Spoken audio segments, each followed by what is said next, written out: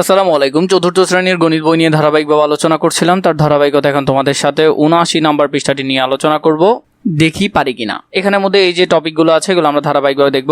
১ number, খালি ঘরে প্রক্রিয়া প্রতীক বসাই যাতে গাণিতিক বাক্যটি সঠিক হয়। এখানের মধ্যে আমরা প্রক্রিয়া প্রতীকগুলো বসাবো যাতে গাণিতিক বাক্যগুলো সঠিক হয়। তাহলে দেখো, প্রথমটাতে আমরা যদি ৬৯ থেকে ১৩ বিয়োগ করি এবং ৭কে ৮ দিয়ে গুণ দিই তাহলে এদিকে হবে ৫৬, ৫, ৬, এদিকে হবে ৭, ৮, ৫৬। তাহলে এটা সমান, তাহলে প্রথমটা সঠিক।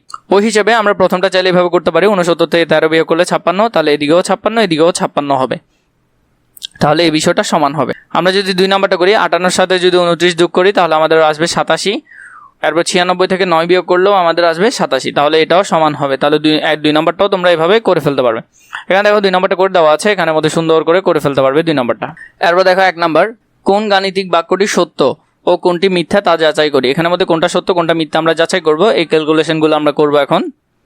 তাহলে প্রথমে দেখো এখানের মধ্যে ৫৬ বিয়োগ ২৪ যোগ ২০ সমান সমান ৫৬ বিয়োগ ব্র্যাকেট ২৪ বিয়োগ ২০। তাহলে এখানের মধ্যে আমাদেরকে আগে কি করতে হবে, এখানের মধ্যে যে বিয়োগের কাজটা আছে, তাহলে ৫৬ থেকে যদি ২৪ চলে যায় আগে বিয়োগের কাজটা করতে হয়। তাহলে এখানে ৩২ যোগ আছে ২০, তাহলে ২০ লিখলাম। এরপর দেখো এদিকের মধ্যে ব্র্যাকেটের কাজ আগে করতে হবে, ২৪ থেকে যদি ২০ চলে যায় আর থাকবে ৪, তাহলে ৫৬ থেকে ৪ বিয়োগ করতে হবে। ৩২ আর এটাকে যোগ করলে কত হবে, আমাদের হবে ৫২, আর এদিকে হবে এটা ৫৬ থেকে ৪ চলে গেলে ৫২। তাহলে গাণিতিক বাক্যটা একেবারে সঠিক। এখানে প্রসেস দেওয়া আছে, তোমরা একটু দেখে নিতে পারবে। ২ নম্বরে ২০০ বিয়োগ ২৫ গুণ ৪ অসমান বা সমান নয় ২০০ বিয়োগ ২৫ গুণ ৪-এর। তাহলে আমরা যদি দেখি এটার মধ্যে ২০০ বিয়োগ ২৫ গুণ ৪, ২৫কে ৪ দিয়ে গুণ করলে ৪ ২৫ ১০০। এরপরে এখানের মধ্যে আগে ভিতরের কাজটা করতে হবে, ২০০ থেকে যদি ২৫ বিয়োগ করা হয় তাহলে হলো ১৭৫, ১৭৫কে ৪ দিয়ে গুণ দিতে হবে, আর এখানে হলো ১০০ থেকে ২০০ চলে যাবে, তাহলে এদিকে হলো ২০০ আর এদিকে হলো ৭০০, যেটাও সত্য। ওরা আমাদেরকে বলেছে এটা সমান নয়, এটা বাস্তব যে এটা সমান নয়।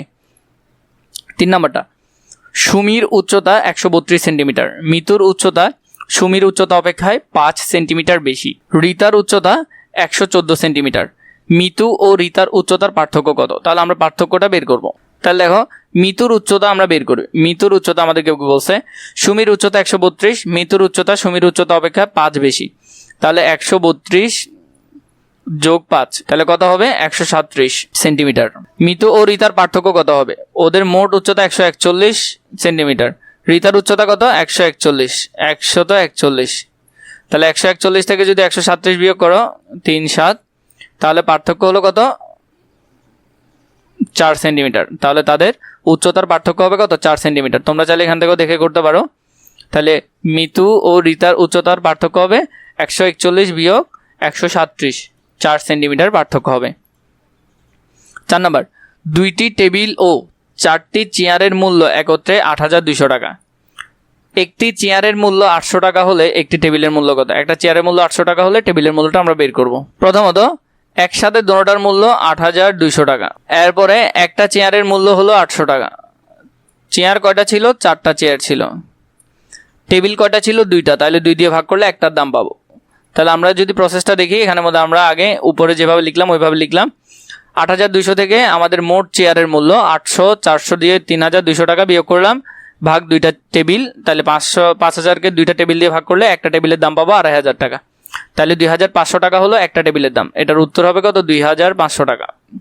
সেম এই অঙ্কটা আমরা অনুশীলনে করেছি, কিন্তু অন্যরকম ছিল, এখানেরটা একটু ভিন্ন রকম। এটাই ৫ নাম্বার, নিচের সমস্যাটি গাণিতিক বাক্যের লিখে সমাধান করি। ৬০টি পেন্সিলের দাম ৮৪ টাকা, ৯টি পেন্সিলের দামের ২ গুণ টাকা দিয়ে একটি জ্যামিতি বক্স কিনলে জ্যামিতি বক্সের দাম কত?